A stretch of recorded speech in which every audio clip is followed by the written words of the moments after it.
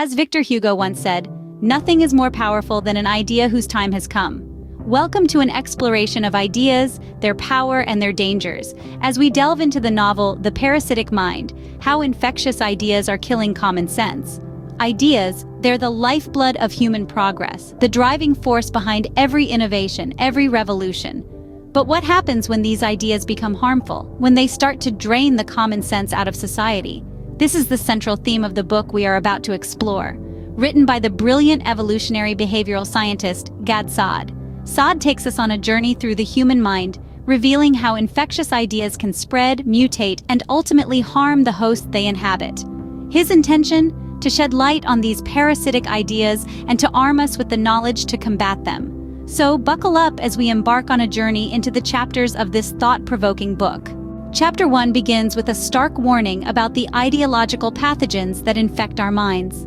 The author, Saad, introduces us to this concept, likening certain ideas to infectious diseases that infiltrate our thought processes, altering our perceptions and behaviors.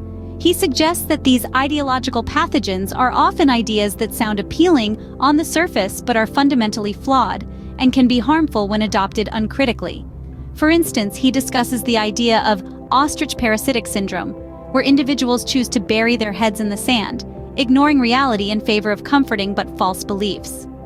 Saad also delves into the concept of collective Munchausen, where groups of people exaggerate or fabricate problems to gain attention or sympathy. These examples highlight the potency and pervasiveness of these infectious ideas, demonstrating how they can distort our understanding of the world around us.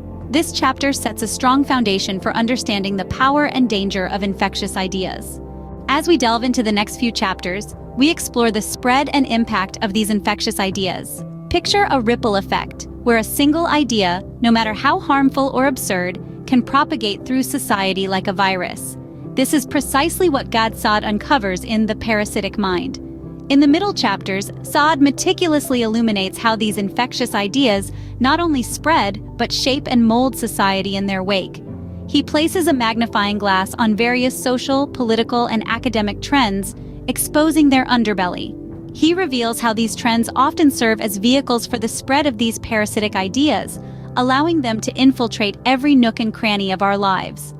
Saad's critique of political correctness is particularly striking. He suggests that it has morphed into a tool that suppresses free speech and promotes harmful ideologies. It's like a Trojan horse, appearing harmless on the outside, but carrying a dangerous payload within. Similarly, he takes a hard look at the academic world, an arena that should be a bastion of free thought and intellectual exploration. Instead, he reveals how it has become a breeding ground for these infectious ideas, where they are nurtured and then unleashed on an unsuspecting populace. The impact of these ideas is far-reaching and profound. Saad posits that they are undermining common sense and diluting our capacity to engage in critical thinking. They are reshaping our moral compasses, altering our perceptions of right and wrong.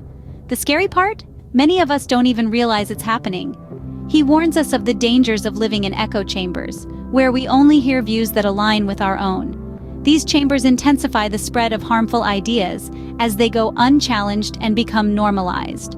By the time we realize the damage, it might be too late. These chapters reveal the extent to which these harmful ideas have permeated our society. They serve as a stark reminder of how crucial it is to stay vigilant, to question, to challenge, and most importantly, to think critically. Because as Saad so powerfully illustrates, when we stop doing these things, we become hosts to the parasitic mind. In the final chapters, Saad provides us with an antidote to the parasitic mind. This antidote is not a pill or a potion, but a set of tools and methods that we can use to counteract the damaging effects of infectious ideas. Saad emphasizes, above all, the importance of critical thinking. He argues that the ability to question, to scrutinize, to analyze is a vital defense against the insidious influence of harmful ideas. Critical thinking allows us to evaluate the ideas that we encounter, to separate the wheat from the chaff, and to reject those concepts that are unsound or destructive. Alongside critical thinking, Saad champions the role of open dialogue. He stresses that we should not shy away from difficult conversations or controversial topics. Instead, we should engage in these discussions, bringing our critical faculties to bear and challenging the views that we disagree with. By doing so, we can expose the flaws in harmful ideas and prevent them from spreading unchallenged. The pursuit of truth is another key component of Saad's Antidote. He encourages us to be relentless in our search for the truth, to question everything, and to never accept an idea at face value. Only by digging beneath the surface, by peeling away the layers of misinformation and deception, can we hope to find the genuine truth. Finally, Saad issues a call to action. He urges his readers to take responsibility for their own minds, to arm themselves with the tools of critical thinking, open dialogue, and the pursuit of truth. He implores us to resist the allure of easy answers and comforting lies, and to strive instead for intellectual rigor and honesty.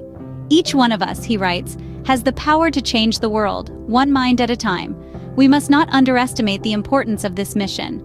These chapters provide us with a roadmap to reclaim our minds from the infectious ideas that plague them. Armed with Saad's antidote, we can guard against the parasitic mind and strive for a future where truth, reason, and common sense prevail. In conclusion, The Parasitic Mind is a wake-up call to all of us. This revolutionary book paints a vivid picture of how infectious ideas can infiltrate our minds, spreading rampantly and often causing more harm than good.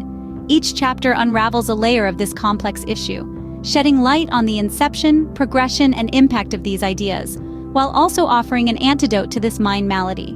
The author emphasizes that it is our responsibility to guard our minds and cultivate a discerning attitude towards the ideas we choose to entertain. In a world where misinformation and propaganda can quickly become viral, the message of the parasitic mind is more relevant than ever. It encourages us to question, to analyze, and to think critically. As we part ways, remember this: the mind is a fertile ground for ideas. Let's ensure we plant seeds of wisdom, not weeds of destruction.